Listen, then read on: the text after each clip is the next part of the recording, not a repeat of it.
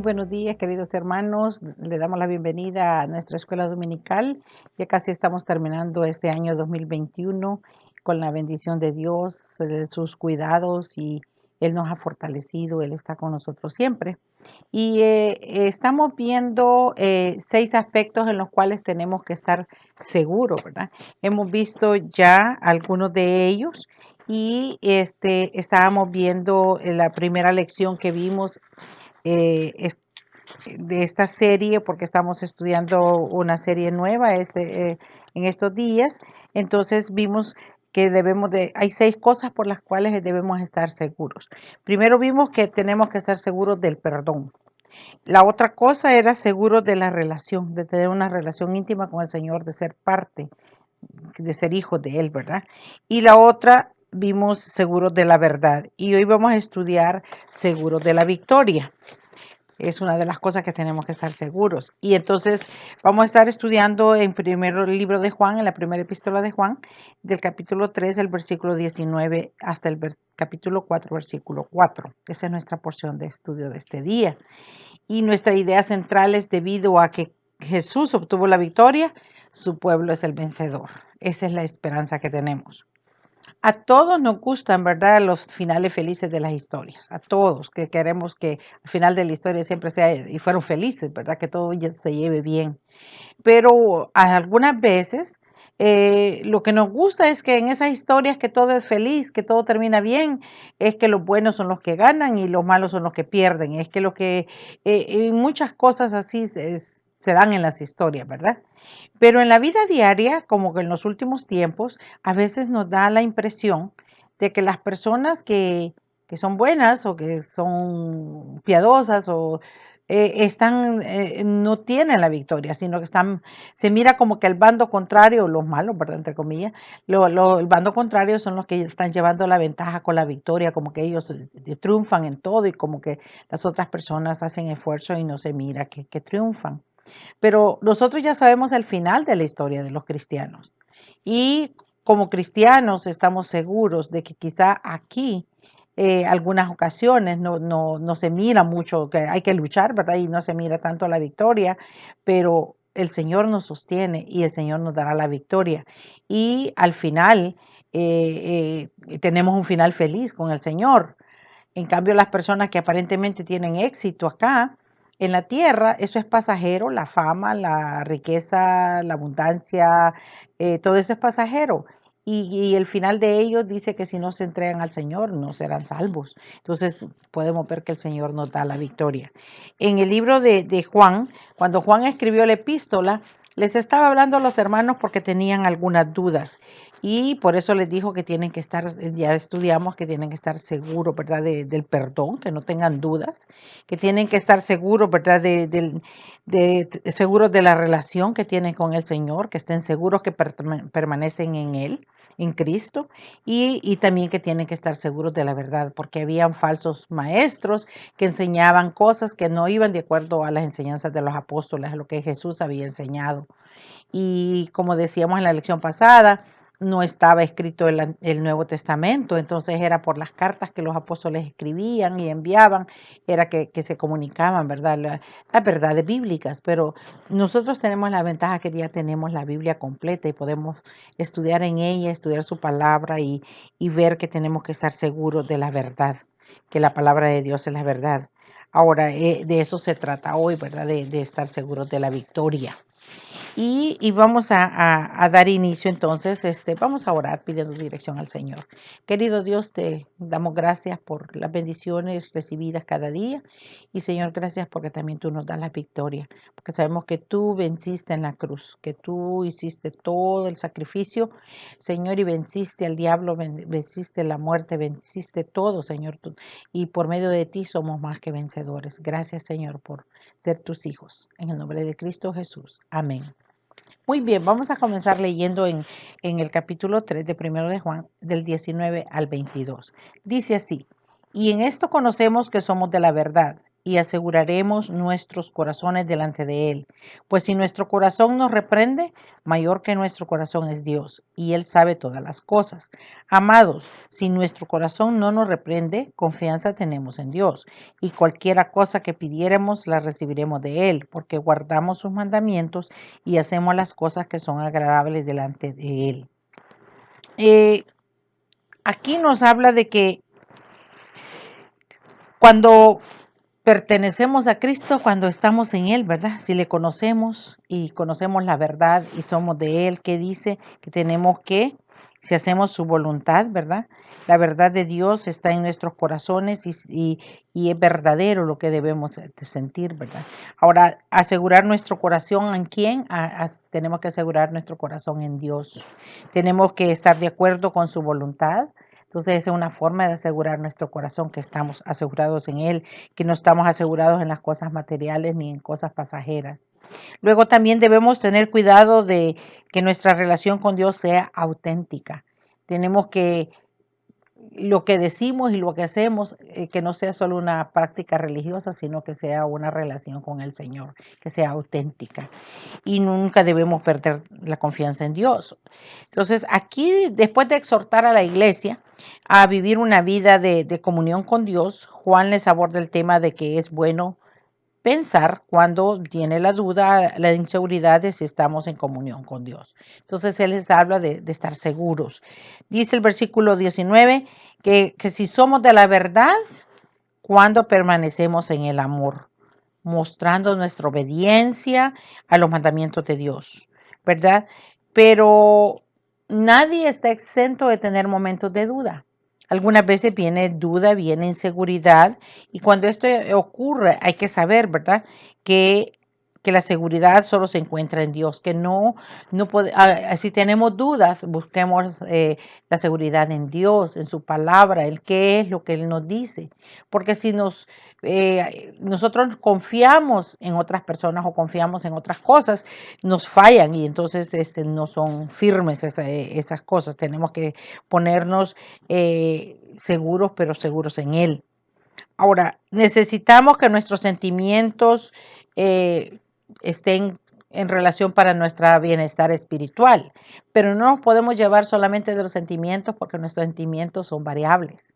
Depende cómo tengamos las hormonas, depende cómo está el estado de ánimo, depende de las circunstancias. A veces nuestros sentimientos cambian de un momento a otro. Entonces, si nos basamos solo en los sentimientos, entonces vamos vamos a ver que no son firmes todo el tiempo, que no sean esos los que nos guíen, ¿verdad? Sino que hay que afinar esos sentimientos, pero hay que afinarlos con Dios. Entonces tenemos que estar de acuerdo con eso y no de acuerdo a las circunstancias, porque las circunstancias varían de un día para otro, de un año para otro, varían las circunstancias y eso nos hace cambiar también nuestros sentimientos.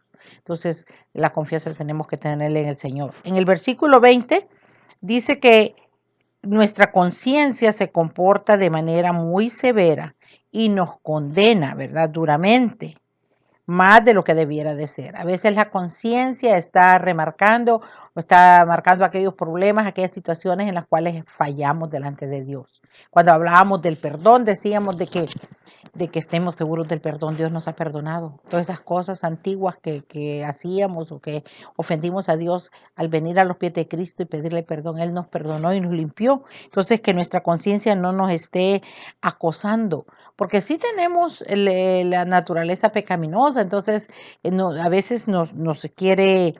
Eh,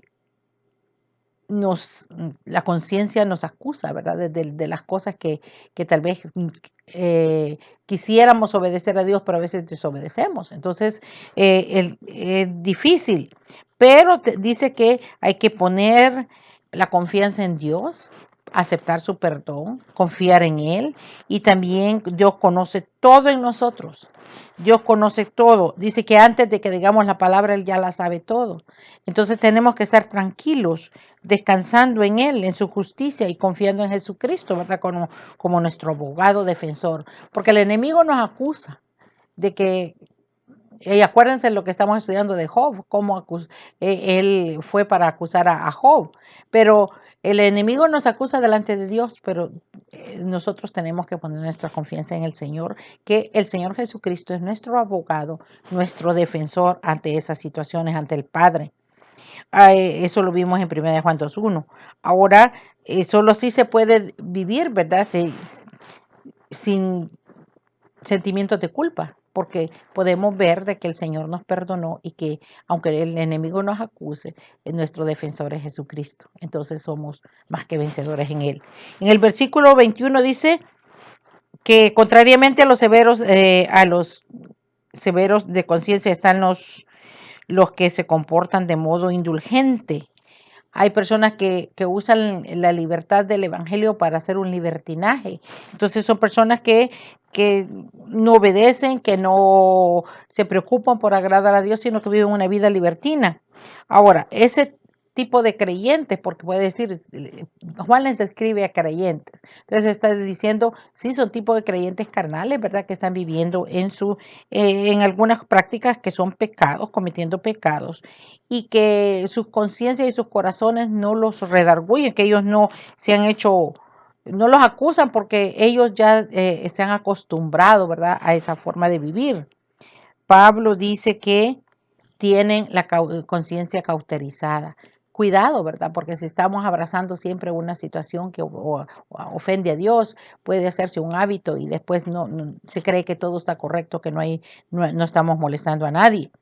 Ahora, Juan a este tipo de personas les llama amados, o sea que es curioso, ¿verdad? No le dice ustedes pecadores, ¿verdad? Carnales, dice amados. Les habla así, ¿verdad? Y les dice que hay algo más, con ternura les expresa, para que no se desanimen, sino que lo que está hablando es de que ellos vuelvan, que ellos reconozcan, que ellos de manera fraternal, para que no se desanimen. O sea que cuando vemos que alguien está descarriado, entonces con amor hay que atraerlo, hay que hablarle de la palabra de Dios y hablarle que Dios tiene misericordia, que Dios perdona y que podemos, que el Señor puede cambiar la mala conducta y podemos, delante del Señor tenemos que buscar ayuda de Él para ser vencedores contra el pecado. En el versículo 22 dice que lo que pidiéramos al Padre de parte de Dios, ¿verdad? Lo vamos a recibir, pero da una condición, dice, si guardamos sus mandamientos. Lo que está haciendo Juan aquí es animando a los hermanos, seamos obedientes, seamos constantes, estemos en comunión con Él. Está hablando de que sus corazones, para que tengan el valor y lo pidan a Dios, se alineen, ¿verdad? Con lo que a Dios le agrada. Ahora que aquí dice que lo importante es de estar conscientes de lo que no anda bien, confesar a Dios y pedirle perdón. O sea que está hablando de que Dios responde. Si nosotros vamos a Él nos responderá. Él nos concederá, ¿verdad?, esas peticiones. Entonces está hablando que la respuesta es de Dios si cumplimos sus mandamientos y guardamos, dejar de hacer malas conductas y hacer lo que la verdad nos dice, ser agradables a Dios ante los ojos de Dios. Dice que entonces es necesario practicar lo que Dios quiere. Entonces ahí es donde aseguramos el corazón delante del Señor, ¿verdad? Y obtendremos victoria y ya no vamos a tener ese tipo de duda. Entonces en esa porción nos habla de eso. Vamos a leer ahora del versículo 23 al 24 de 1 Juan 3. Y este es su mandamiento, que creamos en el nombre de su Hijo Jesucristo y nos amemos unos a otros como nos ha mandado. Y el que guarda mis mandamientos permanece en Dios. El que guarda sus mandamientos permanece en Dios y Dios en él. Y en esto sabemos que Él permanece en nosotros por el Espíritu que nos ha dado. Aquí todos los cristianos estamos ya llamados a tener una vida victoriosa. Pero ¿a través de qué es que lo podemos lograr? Ahora, conocer a Dios no solamente es conocerlo intelectualmente, porque podemos tener mucho conocimiento de Él. Se gradúan muchas personas en teología de la universidad y conocen mucho quizás de la Biblia o de Dios o de las religiones y de todo eso, pero no son hijos de Dios, simplemente tienen un conocimiento intelectual. Ahora, Dios quiere que nosotros le creamos, ¿verdad? No solo es conocer intelectualmente a Él, sino que le creamos a Jesús y necesitamos ser creyentes genuinos. Entonces, no solo tener el intelecto, el conocimiento intelectual, sino ser genuinos hijos de Dios. Amar a los demás es una prueba evidente de creer verdaderamente en Dios. O sea que Juan está diciendo, si somos hijos, ¿qué es lo que tenemos que hacer? Amarnos. Tenemos que amar. Es una prueba evidente de creer verdaderamente en una vida victoriosa, creer verdaderamente en Dios. ¿Y cuál es la medida del amor? Dice, la medida es Jesús. O sea que no es la medida el pastor, no es la medida los ancianos o aquella hermana tan linda que es, no es esa la medida. La medida para amar es Jesús. Así como Cristo nos amó, dice, tenemos que amar. Y Dios siempre va a permanecer fiel. Ahora, en estos versículos, en los anteriores hablaban de una manera general respecto a los mandamientos. Ahora Juan va a ser más específico, va a hablar más claramente, más en una forma más concreta. Y dice en el versículo 23, nos presenta dos aspectos que se relacionan, ¿verdad? Dice el aspecto doctrinal, o sea que tenemos que creer en el nombre de Jesucristo, sí tenemos que estar seguros de lo que creemos es la palabra de Dios, lo que dice la palabra de Dios. Y la base de la fe cristiana es creer en Jesucristo, creer que Él se encarnó, que es Dios y que se encarnó, se hizo hombre y que ha venido al mundo con un propósito y era de salvar la humanidad. El que crea en Él sea salvo. Entonces, allí habla de que es saber de quién efectivamente se cree en Jesucristo. Ahora, creer en Jesucristo como el Salvador, como el Señor y Salvador, ¿verdad? De nuestra alma. No solo que sepamos mentalmente quién es Jesús, decir sí, Jesús es el Hijo de Dios, sí es Dios, Jesús es, y algunos dicen un profeta, tal vez, no es eso, ¿verdad? Sino que es que vivamos, creerle a Dios, a Él, ¿verdad? Creerle a Él en cuanto a sus promesas y mandamientos y desear también cumplirlos. La otra parte, el aspecto ético, porque primero hablaba del aspecto doctrinal, ¿verdad? Que creer en Él, quién es Jesucristo y creer en Él como la base del cristianismo genuino. Ahora, el aspecto ético es llevar a cabo el mandamiento y el mandamiento es amarse unos a otros, mostrarse el amor entre los hermanos. Ahora, es consecuencia del anterior, ¿verdad? Para amar a alguien hay que tener a Cristo en el corazón, porque si no es difícil a veces, ¿verdad? Las relaciones humanas a veces se vuelven difíciles con personas también difíciles, entonces tenemos que aprender a amar. Entonces, si tenemos a Cristo en nuestro corazón y conocemos a Jesús, sabemos que Él es amor, entonces nosotros también, Él nos ha dado el amor de Dios en nosotros, entonces podemos manifestarlo. Ahora, también Él insistió muchas veces en cuanto a la necesidad a sus discípulos. Jesús habló, ¿verdad?, de amarse unos a otros, de mostrar el amor. Juan lo recuerda y aquí el amor que expresamos a los hermanos es en la fe, es en virtud de que Dios nos ha amado primero a nosotros. Dios nos amó a nosotros primero, entonces nosotros tenemos que amar a los demás. Tenemos un padre en común, somos hermanos, tenemos un padre en común, entonces es preciso que el amor que es expresarlo entre los hermanos, ¿verdad? Esos dos mandamientos van juntos, ¿verdad? O sea que creer en Jesús y obedecer su palabra, así como amar a los demás, van juntos. O sea que debemos de ponerlos a la par, ¿verdad? Tenemos que, si creemos en la verdadera persona de Jesucristo, tenemos que manifestarlo a través de lo que nos relacionamos con los demás, con nuestros semejantes. Jesús expresó en la cruz, ¿verdad? Eso por nosotros. Dice que Él fue allí por amor expresado hacia los demás, hacia todos. Entonces, esa es la medida, no hay menor medida que ese amor. Dice que Él vino y se dio su vida por los pecadores. Entonces, es el máximo expresión de amor que Dios hizo al mandar a su Hijo, ¿verdad? Entonces, se trata de un mandato cuando dice amaos los unos a los otros, ¿verdad? Él nos manda. En el versículo 24 dice guardar los mandamientos de Dios no es algo que pueda hacer una persona común, no convertida. Las personas no convertidas se deleitan en sus delitos y pecados, se deleitan en las cosas que ofenden a Dios, porque no tienen el Espíritu Santo. Entonces una persona común No, hay personas piadosas, yo puedo decir, hay personas que son correctas, ¿verdad? Que llevan una conducta correcta, pero digamos que están haciendo un esfuerzo porque creen que por buenas obras van a ser salvos, entonces hacen un esfuerzo por eso.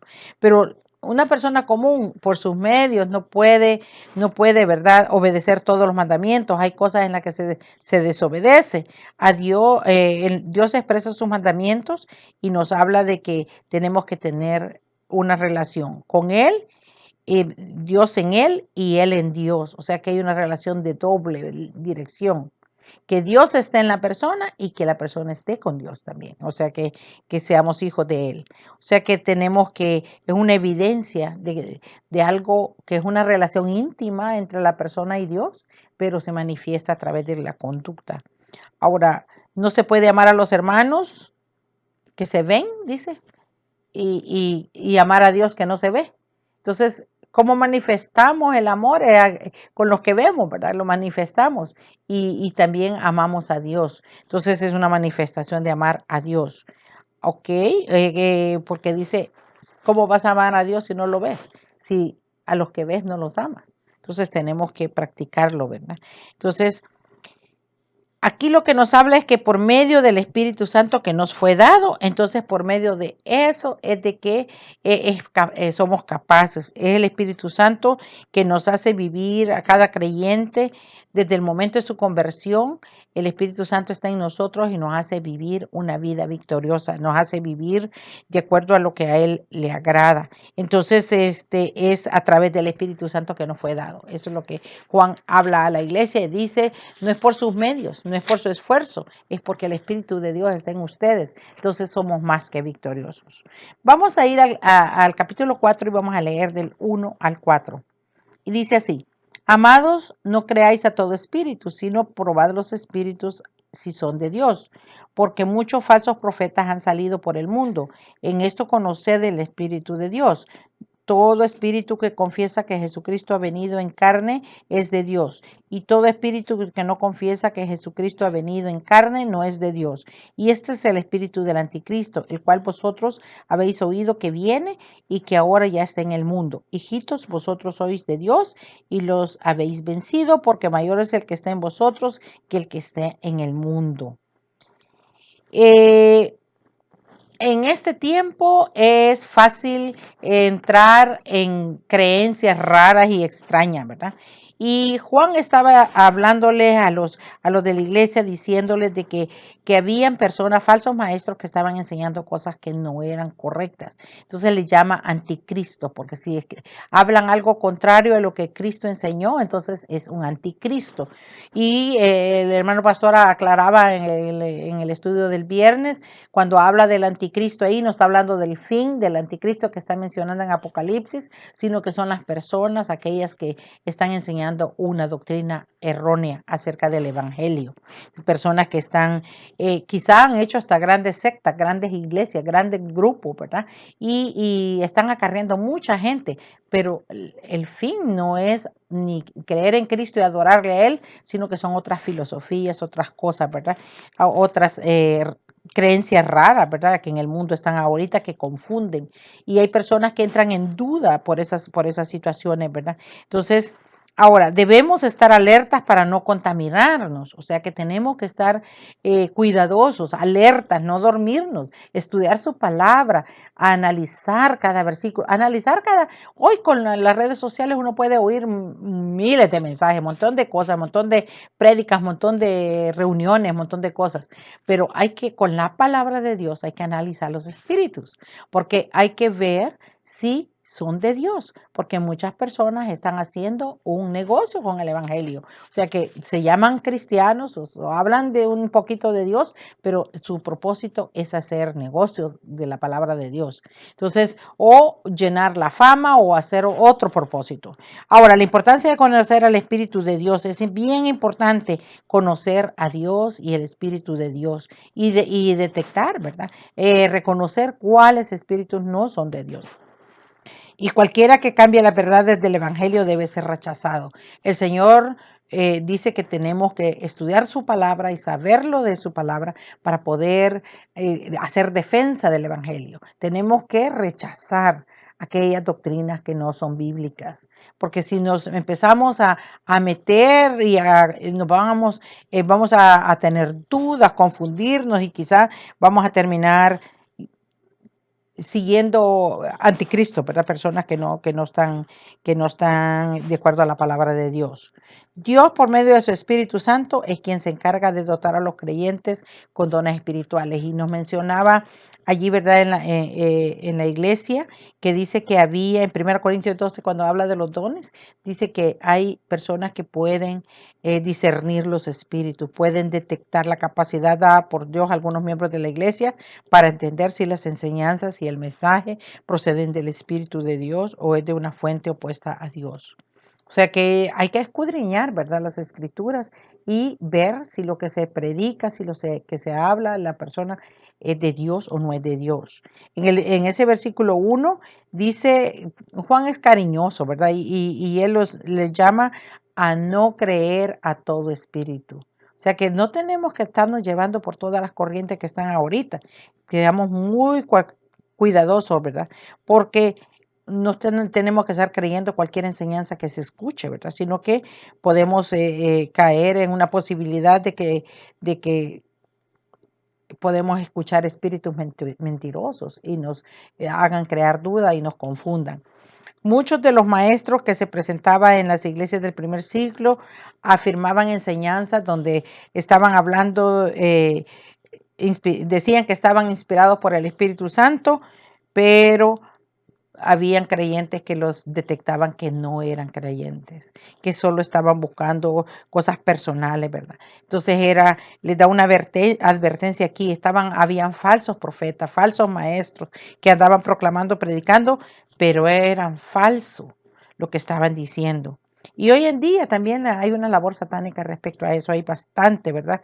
Porque tenemos que estar vigilantes, porque la verdad que ha salido muchas sectas, muchas creencias que no van de acuerdo a la Biblia, sino va solo para llenar nuestro ego, para llenar nuestro narcisismo, para llenar nuestra ambición por las cosas materiales, para estar tranquilos en el mundo haciendo todo lo que a Dios no le agrade y decir que Dios es amor y que no importa. Entonces, hay muchas tendencias a eso.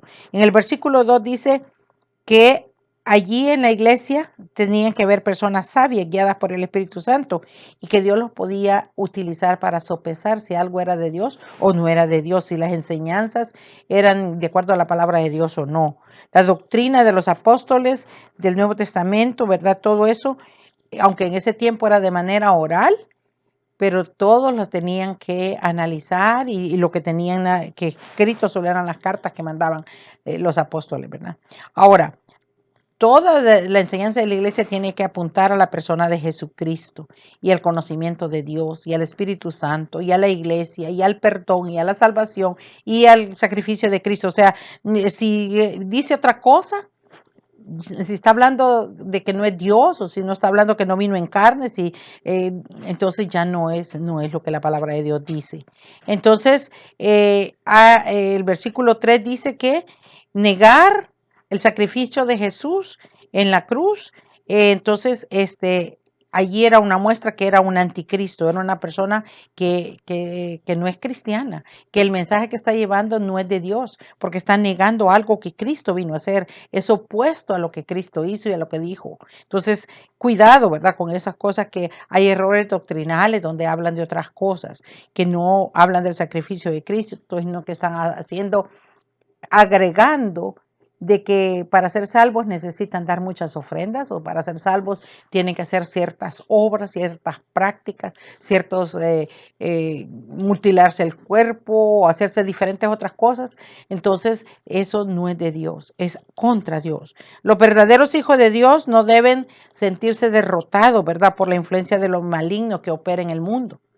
Porque a veces sentimos que el mundo, sí es cierto que hay tanta maldad que se ha desarrollado y a veces sentimos que para dónde va el mundo y decimos, wow, pero la iglesia está aquí y qué terrible cómo la maldad ha aumentado. Pero no olvidemos que Cristo en la cruz ha vencido. Dice que Él venció a Satanás y que Él lo que está haciendo es tratando de ganar muchos adeptos para el infierno, pero que Cristo venció en la cruz y que al final, en la historia, al final de nuestra historia, Dios es el que está en control, porque nada sucede si no es la voluntad de Dios. ¿Se acuerdan la historia de Job? Dice que Satanás iba a acusar a Job, iba al padre para acusarle y tenía que pedir permiso. Si no hay permiso, no lo hacía. Dios permite las situaciones por muchos propósitos. Uno es de que nos acerquemos más a Él, que veamos las maravillas de Dios y que le busquemos sinceramente y que no nos apartemos de Él, que veamos que la victoria la da Él, no el mundo, ¿verdad? Entonces, el triunfo es de Jesucristo.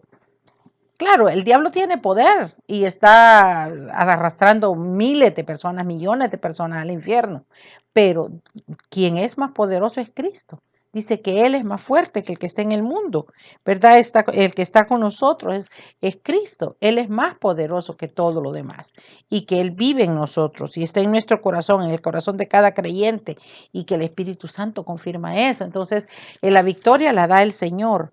Dice que debido a que Jesús obtuvo la victoria, entonces su pueblo es victorioso. Entonces la victoria es en el Señor. Eh, ¿Qué es lo que podemos, digamos, ya concluyendo la lección, ¿verdad? ¿Qué es lo que tenemos que hacer? Tenemos que animarnos, ¿verdad? A elegir una de las acciones que podemos realizar esta semana. Y una de las cosas que podemos hacer es mirar lo bueno. Gracias a Dios por todas las cosas buenas que ha hecho en su vida. Una buena cosa que podemos hacer es que podemos tener una libretita, una página en que podemos ir escribiendo cada día algo bueno que Dios hizo en nuestra vida. Cada día escribir algo, ¿verdad? En qué nos ha ayudado, cómo nos ha guardado y escribir las cosas, todas las cosas buenas. Desde el momento que nos levantamos y tenemos la vida ya es una cosa buena.